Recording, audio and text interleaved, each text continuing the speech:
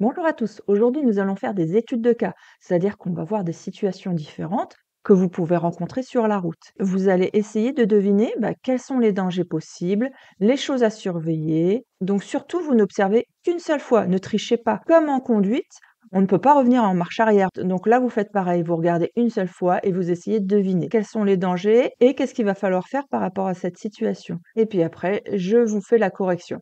Allez, c'est parti pour le cas numéro 1. Observez bien tout ce qui se passe autour de vous, comme si vous étiez en conduite.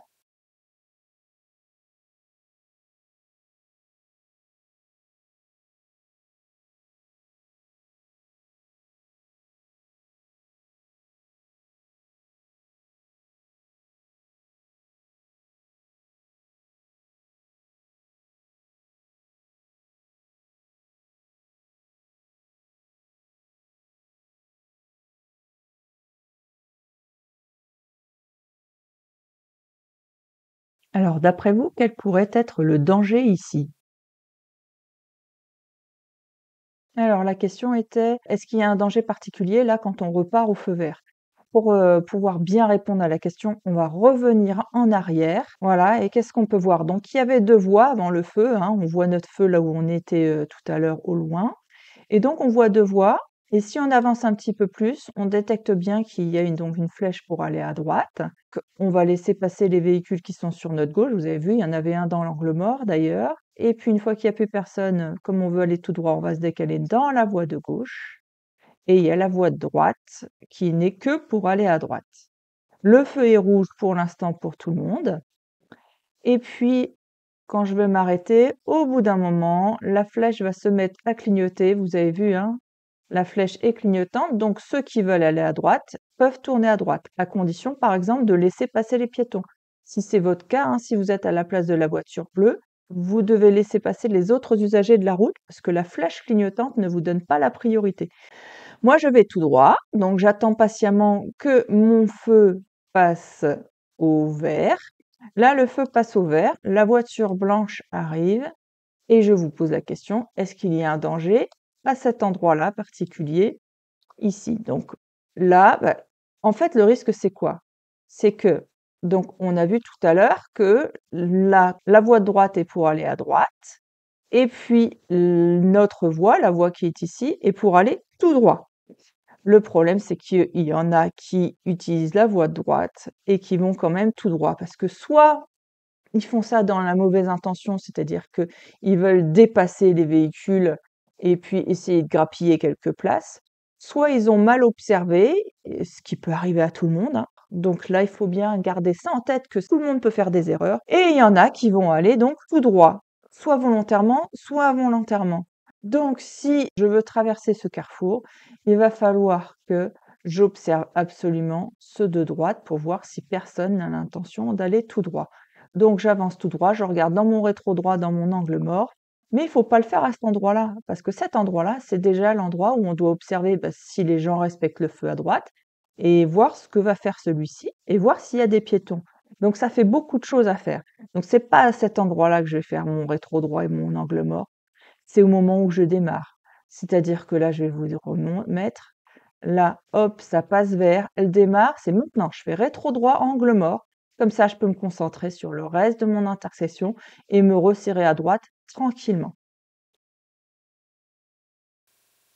Maintenant, nous allons voir une deuxième situation. C'est parti. Observez bien, hein, et n'oubliez pas, vous ne pouvez pas revenir en arrière. Vous faites comme si vous étiez en conduite. Donc faites-vous une conduite commentée, c'est l'idéal.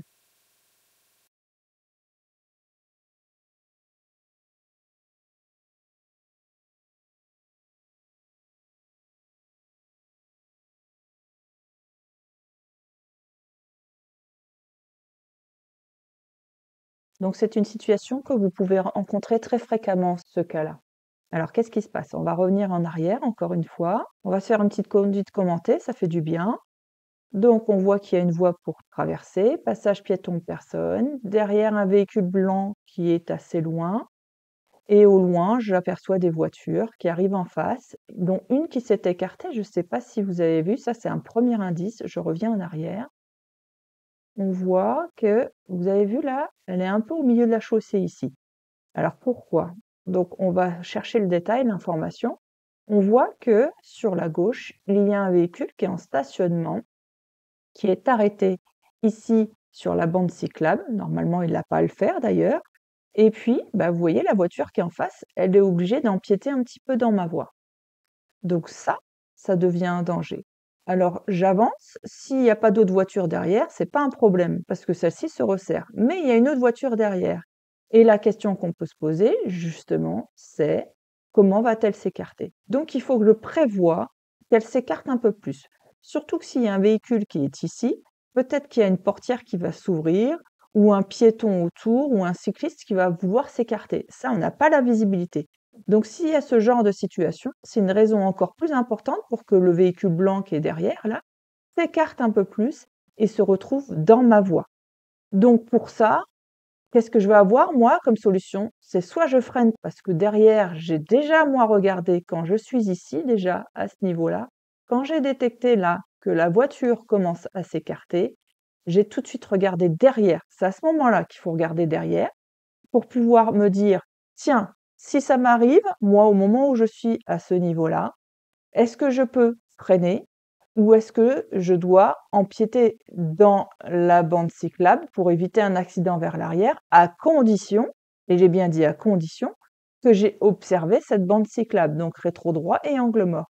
Donc c'est maintenant que je prends toutes mes informations rétro intérieur, rétro droit et angle mort, et c'est maintenant, sur ce chemin-là, pendant cette période-là, que je vais décider si je me serre à droite ou si je freine.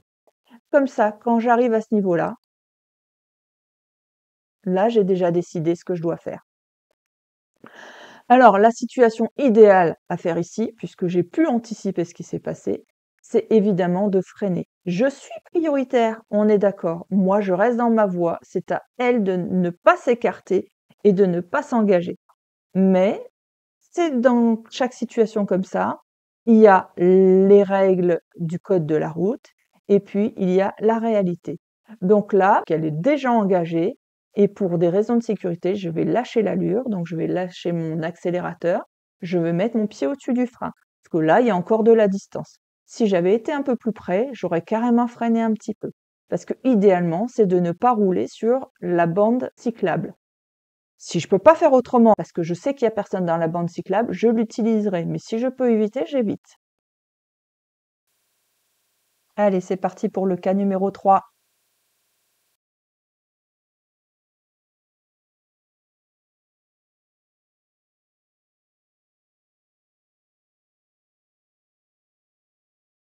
Alors, dans cette situation, est-ce qu'il y a un ou plusieurs dangers? On va revenir en arrière, on va commenter la vidéo pour se faire une conduite commentée, comme d'habitude. Allez, c'est parti. Alors, on peut voir ici que on nous annonce, on voit une bande cyclable avec une voiture derrière qui est assez loin, des voitures en face. Si j'avance un petit peu, on avance toujours et on voit un premier panneau qui nous dit fin de bande cyclable. Donc on sait qu'elle va se terminer un peu plus loin. Je regarde toujours derrière, rien de particulier. En face, je vois des véhicules et on arrive sur la fin de bande cyclable. Et était la question, est-ce qu'il y a des dangers à surveiller ici? Eh bien oui, alors les dangers à surveiller ici, c'est tout d'abord qu'il n'y ait personne sur la bande cyclable. Vous avez vu, il y avait fin de bande cyclable. Quand c'est fin de bande cyclable, ça veut dire que leur bande cyclable va s'arrêter et qu'ils ne seront pas prioritaires parce qu'ils vont, eux, revenir sur notre voie. Donc là, il n'y a pas de céder le passage aux cyclistes ou autres. Donc normalement, on est prioritaire.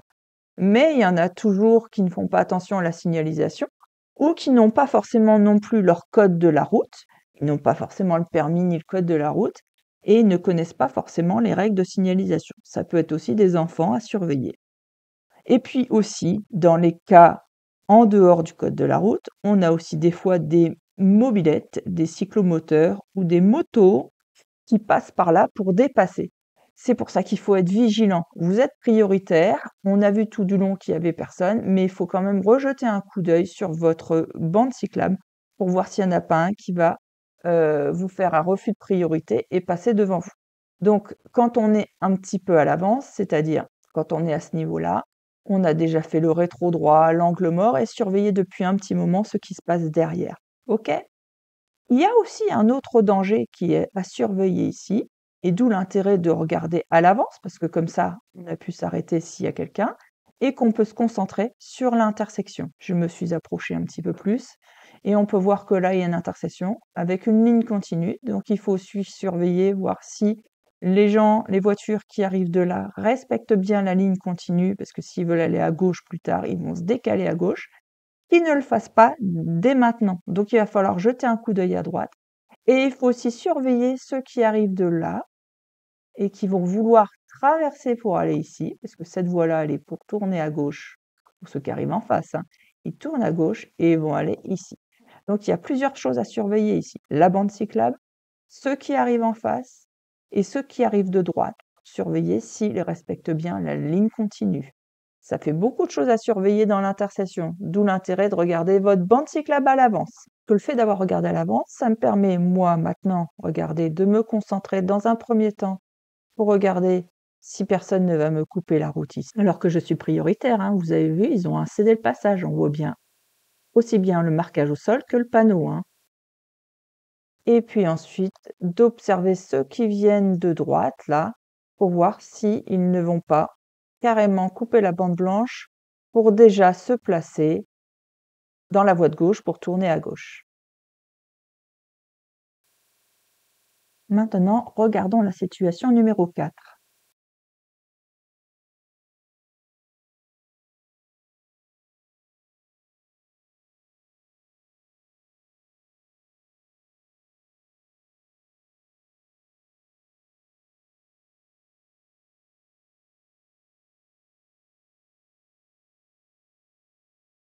Alors, ce genre d'intersection, vous allez en rencontrer, mais assez rarement, même très rarement, et plutôt dans les petits quartiers, là où il y a très peu de circulation. Vous ne trouverez pas ça en règle générale sur des gros axes. Qu'est-ce que c'est? Est-ce que c'est un rond-point ou est-ce que c'est un sens giratoire? Alors, je vous rappelle que le sens giratoire, normalement, on a un cédé de passage à l'entrée. Un rond-point, il n'y a pas de cédé de passage à l'entrée. Ici, regardez bien, c'est un rond-point. Alors, c'est un danger parce que malgré tout, comme c'est inhabituel, il faut bien se méfier pour voir si les gens respectent bien les règles de circulation. Donc, quand on est ici, vous voyez bien, par exemple, la voiture de droite. Si moi, j'arrive de là, je suis à sa droite, donc elle est dans le rond-point, elle doit me laisser passer. Donc, c'est un rond-point, c'est pas un sens giratoire. Parce que c'est priorité à droite. Moi, je viens de sa droite. OK? Voilà, si elle avance, vous voyez, là, elle tourne à gauche, elle doit laisser passer ceux qui viennent de droite. Et ainsi de suite. Elle continue, elle fait demi-tour, donc elle doit aussi laisser passer ceux de droite. Et cette voiture-là qui rentre ici, elle est donc prioritaire pour rentrer dans le rond-point. À chaque fois qu'on rentre dans un rond-point, dans ce genre d'intersection, on est prioritaire à chaque fois. Donc cette voiture-là est prioritaire. Quand elle va avancer, elle laissera passer à sa droite parce que ceux qui rentrent sont prioritaires. Elle fait le tour, elle laisse passer ceux de cette route-là parce qu'ils sont prioritaires et ensuite elle va sortir. Mais il y a un autre danger. L'autre danger, c'est que dans ce genre d'intersection, les gens ne respectent pas toujours le petit, dôme qu'il y a mis au sol là, qui est pas très épais. Pourquoi? Parce que pourquoi c'est pas épais? C'est pour que par exemple, les transports en commun, les bus puissent ou les poids lourds, hein, puissent tourner parce qu'ils n'auront pas assez d'espace sur ce rond-point pour pouvoir tourner. Donc on peut circuler dessus, mais normalement, on est censé faire le tour et voilà ce qui se passe de temps en temps. Je vous mets la suite en lecture, regardez. Et des fois, les voitures coupent la trajectoire. Donc il faut faire attention à ceux qui viennent de droite et qui coupent la trajectoire aussi. Allez, c'est parti pour une autre situation.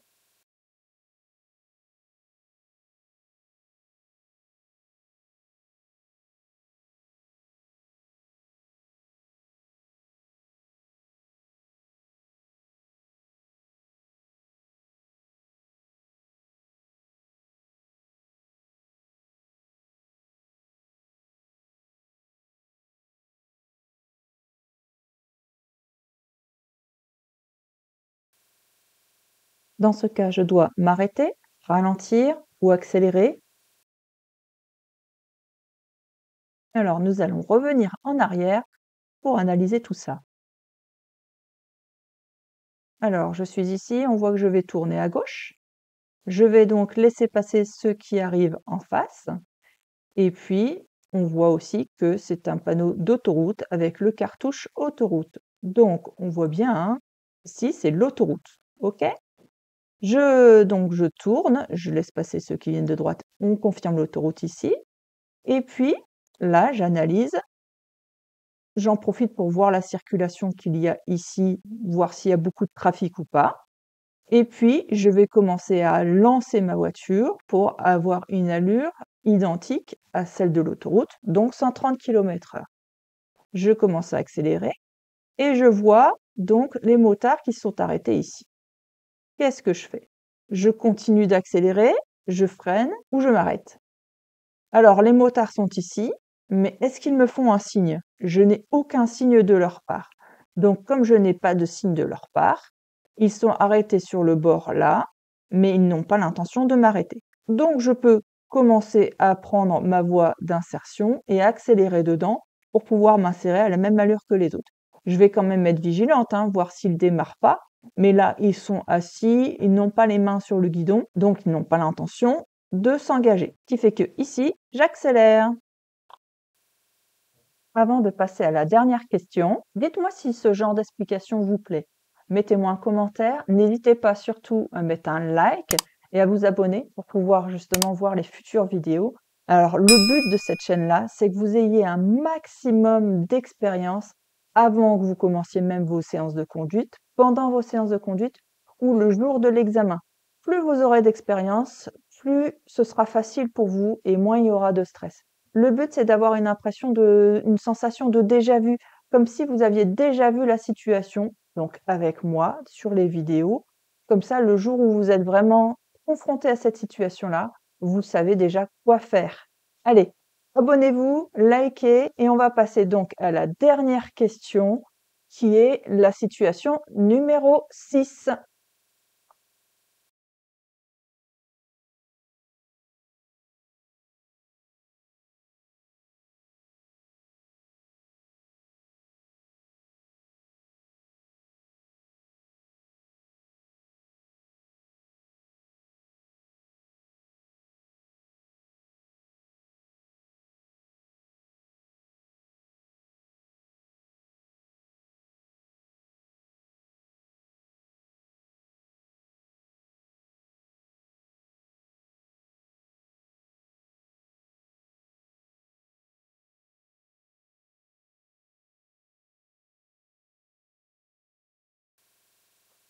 Alors, les motards ont-ils l'intention de m'arrêter?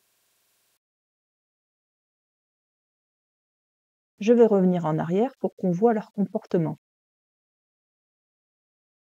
Vous avez vu, hein, ce sont les motards qu'on a croisés tout à l'heure dans la question précédente. Donc là, je m'insère, donc je vais regarder rétro gauche, angle mort, tout ce qu'il faut. Les voitures s'écartent pour me laisser passer, donc je peux m'insérer. J'ai mis mon clignotant, hein.